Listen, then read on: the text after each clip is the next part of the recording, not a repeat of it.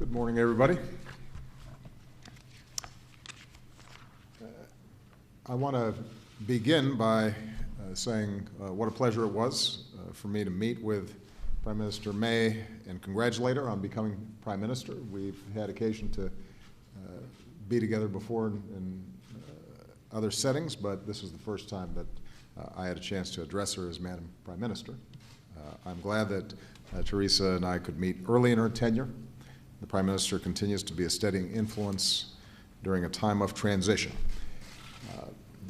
It was a wide-ranging conversation, but it began with the basic premise that even as the UK pursues an orderly exit from the EU, together we reaffirm the very special relationship between the United States and the United Kingdom.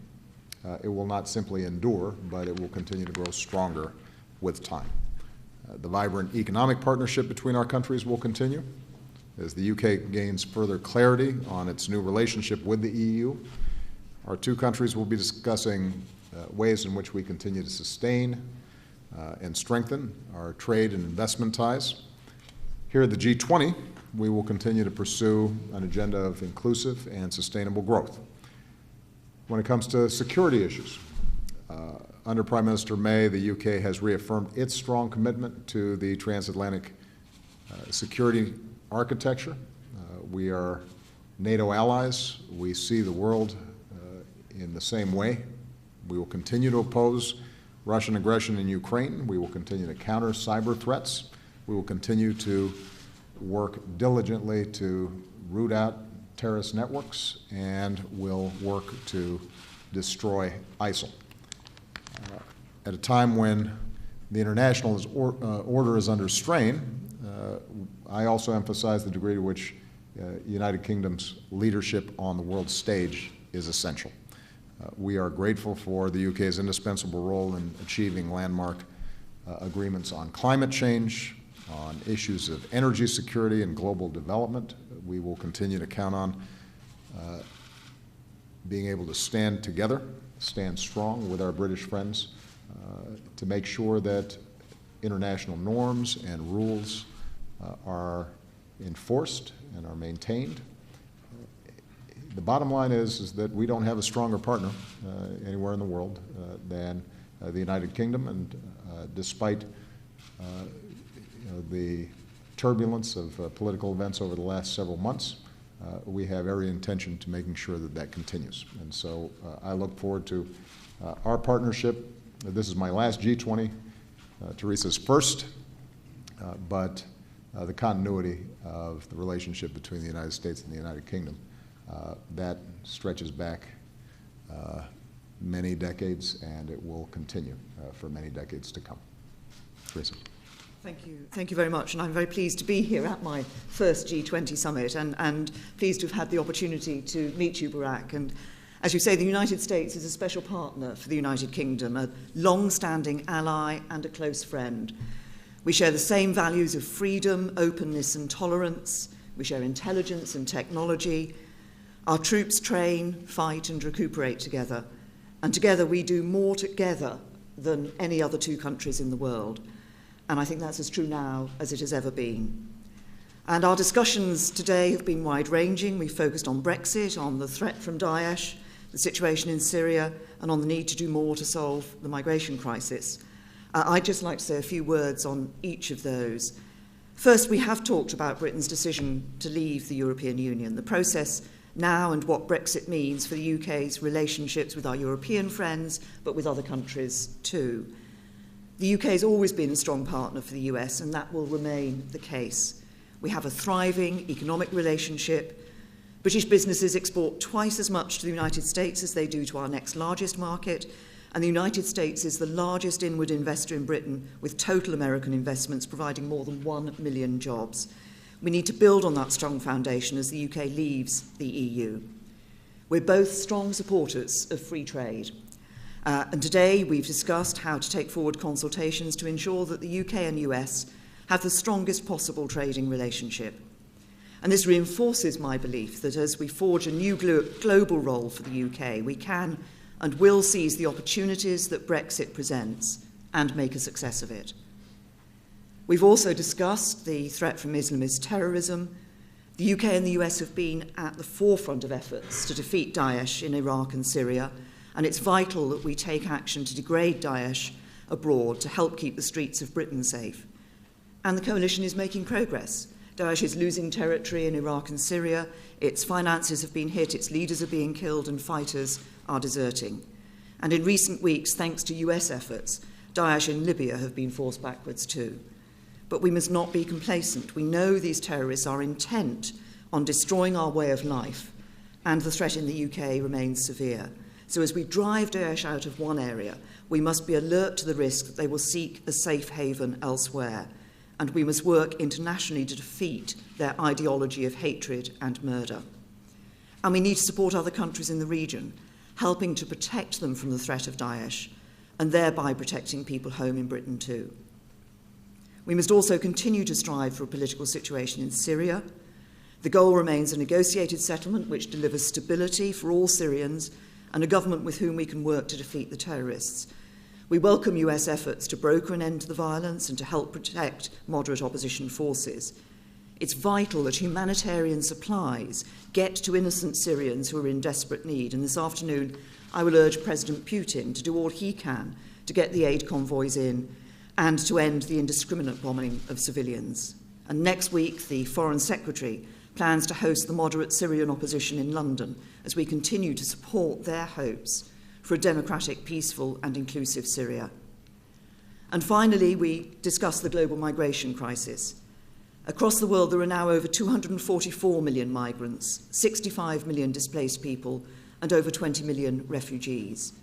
This growing crisis cannot be solved by the actions of one country alone. We need an international approach which better identifies those refugees who most need support, deals more effectively with economic migrants, and does more to address the root causes of migration. This issue will be top of the agenda at the UN General Assembly later this month, and I hope we can make concrete progress to stem the flow of migration and help people in their home countries and regions. So we've had a productive meeting. It's been an opportunity to discuss how we respond to some of the great challenges we face. And I look forward to continuing our discussions at the summit, particularly on the global economy. We understand that many of our citizens are frustrated by the pace of globalization and feel they're not experiencing the benefits of international trade. We both believe this is an issue that we as G20 leaders cannot afford to ignore. Instead, we must all work together to spur economic growth, to boost free trade, and build a fairer economy that truly works for all. So we're going to take a couple of questions, starting with Andrew Beattie of AFP. Thank you very much, Mr. President. I had a question on Syria, first of all. It seems like there's a deal with the Russians within reach. I was wondering, do you not think there's a risk that there's another short-lived agreement that doesn't end the war, but which allows the Russians to deflect criticism at the G20 here and at the UN General Assembly? And secondly, what do you make of the kerfuffle yesterday at the airport? And for the Prime Minister, you said that Brexit means Brexit, but I wonder if you could be a bit more specific. Could you categorically rule out the UK staying within the EU? Thank you. With respect to Syria, we have long been interested in finding a way to reduce the violence, improve humanitarian access on the ground as a precursor for a political transition inside of Syria. Now, it is a very complicated piece of business. You have the Assad regime, which has been killing its own citizens with impunity, supported by the Russians and the Iranians. You have a moderate opposition that has continuously tried to consolidate a position that would lead to a inclusive and representative government, but is often outgunned. Then you have ISIL, and you have Al-Qaeda in the form of Nusra on the ground as well, and a range of other players from the Turks and the Gulf states to the Kurds, trying to corral all of those different forces into a coherent structure for negotiations is difficult. But our conversations with the Russians are key, because if it were not for the Russians, then Assad and the regime would not be able to sustain its offensive. And these are difficult negotiations. We have grave differences with the Russians in terms of both the parties we support, but also the process that's required to bring about peace in Syria. But if we do not get some buy-in from the Russians on reducing the violence and easing the humanitarian crisis, then it's difficult to see how we get to the next phase. So John Kerry and his counterpart, Sergei Lavrov, have been working around the clock, as well as a number of other negotiators, to see what would a real cessation of hostilities look like that could provide that humanitarian access and provide people in places like Aleppo relief. We're not there yet, and understandably, given the previous failures of cessations of hostilities to hold, we approach it with some skepticism, but it is worth trying. To the extent that there are children and women and innocent civilians who can get food and medical supplies and get some relief from the constant terror of bombings, that's worth the effort. And I think it's premature for us to say that there's a clear path forward, but there's the possibility, at least, for us to make some progress on that front. In addition, I should point out that the UN Special Rep, Stefan de Mistura, has been also coming up with a longer-term structure for a political transition. We are supporting his efforts as well, and those two things hopefully can operate in tandem. And the last point I would make is that none of this is slowing down our very aggressive efforts against ISIL. As we've seen in recent weeks, not only have we been able to clear out ISIL from additional territory inside of Syria as well as Iraq, but we continue to systematically go after their leadership, including their head of external operations, and probably the second most prominent person in the ISIL infrastructure. So none of this is slowing down a very aggressive effort to go after what I think we all consider to be the principal threat that's emanating out of Syria. And with respect to our visit here, so far it's been extraordinarily productive. It is true that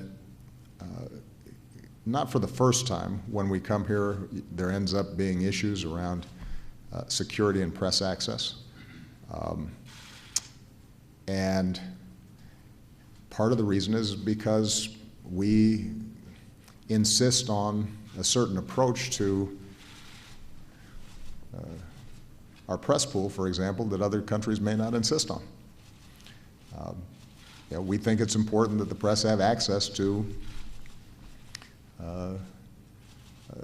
the work that we're doing, that they have the ability to answer questions. And we don't leave our values and ideals behind when we take these trips. It can cause some friction. It's not the first time it's happened. It doesn't just happen in China. It happens in other countries where we travel. I think this time maybe Josh put it, the seams are showing a little more than usual in terms of some of the negotiations and jostling that takes place behind the scenes. And in fairness, when delegations travel to the United States, sometimes there are issues about our security procedures and protocols that they're aggravated with, but don't always get reported on.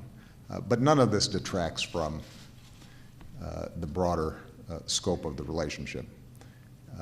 As we saw yesterday, President Xi and I continued what has been a historic joint project to elevate climate change issues The bilateral discussions that we had yesterday were extremely productive and continue to point to big areas of cooperation.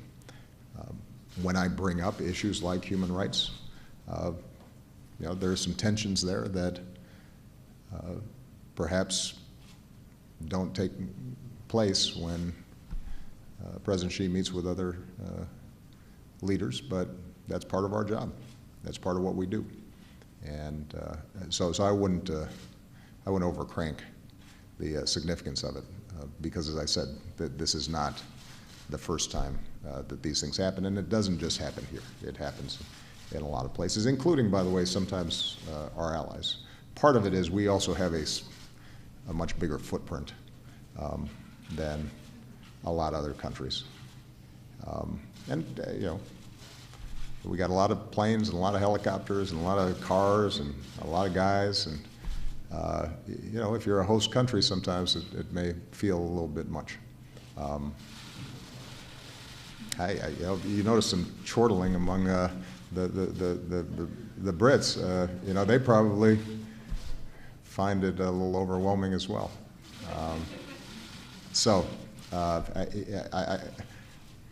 But the one thing I will say is we don't make apologies for pushing a little bit harder when it comes to press access, and that's been the case from my very first state visit here. And we don't always get everything that we'd like to see, but we think it's important for us to at least stand up for those values. And on the question you asked me about Brexit, yes, Brexit does indeed mean Brexit. On the 23rd of June, the people in the UK voted for the UK to leave the European Union. The government respects that decision. We respect the wishes of the people, and we will put that into practice. So there'll be no second referendum, no attempt to turn the clock back, no attempt to try and get out of this. The UK will be leaving the European Union. I think we have a question from Jason Groves from the Daily Mail.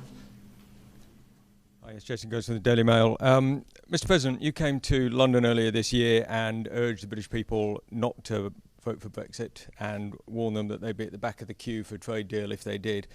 Do you accept you got it wrong on Brexit, and do you regret making that threat, or are you really going to punish us for taking a democratic decision? And could I ask just quickly, I work for the Daily Mail. And could I ask just quickly whether you've got any advice for the Prime Minister this autumn when she's got the pleasure of hosting Donald Trump in London? Prime Minister, can I ask whether you've had any trade reassurances from the President about your place in his queue? And could I also ask you quickly about Hinkley Point, which we'll be discussing with President Xi tomorrow. You've said you'll look at all the evidence. Does that include getting the National Security Council to look at the potential security implications? On the first point that you raised, Jason, I mean, we've had discussions about the importance of the trading relationship between the United Kingdom and the United States. As you know, I've been very clear that following Brexit, we will be looking to establish new trading relationships around the globe.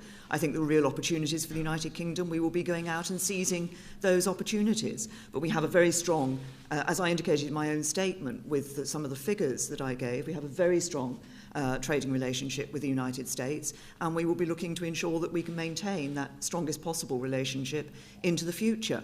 And on the question that you ask about Hinkley Point, I will be doing exactly as you said indeed in your question, Jason, which is, as you know, I'll be looking at all the evidence around this issue.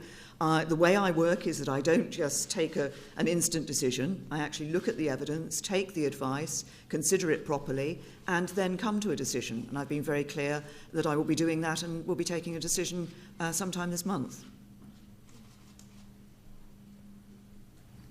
It is absolutely true that I believed pre-Brexit vote and continue to believe post-Brexit vote that the world benefited enormously from the United Kingdom's participation in the EU. But I also said at the time that ultimately this was a decision for the British people, and the British people made that decision. And I never suggested that we would, quote unquote, punish Great Britain. As you will recall, if you were at that press conference, I was asked about the viability of immediately negotiating a separate trade agreement between the United States and the United Kingdom, because I think the notion was that the consequences of Brexit would be minimal, and we would just go ahead and start lining up a whole bunch of free trade agreements separate and apart from the EU relationship. And my simple point is that we've put great priority on, first, the Trans-Pacific Partnership, which, now that we have an agreement, we want to put into force, that we are also negotiating effectively with the entire EU around the Transatlantic Trade Agreement, or TTIP, and those negotiations are proceeding. And so it would not make sense for us to put those efforts aside, particularly at a time when my working assumption is that if, in fact, the people of the United Kingdom decided to leave the European Union, their first priority would be to renegotiate terms of trade with the economic unit that they sell half of their goods to. So that, in fact, is, I think, the approach that the Prime Minister is wisely taking, that in a prudent, well-informed fashion, with consultations with businesses and stakeholders, as well as her counterparts across the Channel, the Prime Minister makes a determination about when to invoke Article 50, how those negotiations should proceed. And we are fully supportive of a process that is as little disruptive as possible, so that not just the people of the United Kingdom, but people around the world can benefit from continued recovery and economic growth. And what I've committed to Theresa is that we will consult closely with her as she and her government move forward with the Brexit negotiations to ensure that we don't see adverse effects in the trading and commercial relationships between the United States and the United Kingdom. Obviously, we have an enormous amount of trade that already takes place. We have a lot of investment between British companies in the United States and U.S. companies in the United Kingdom, and that's not going to stop. And we're going to do everything we can to make sure that the consequences of the decision don't end up unraveling what is already a very strong and robust economic relationship that can become even stronger in the future. But first things first. And the first task is going to be figuring out what Brexit means with respect to Europe. And our first task is making sure that we get first TPP done, but also that we move forward on the TTIP negotiations, in which we've already invested a lot of time and effort. Okay? Thank you very much, everybody.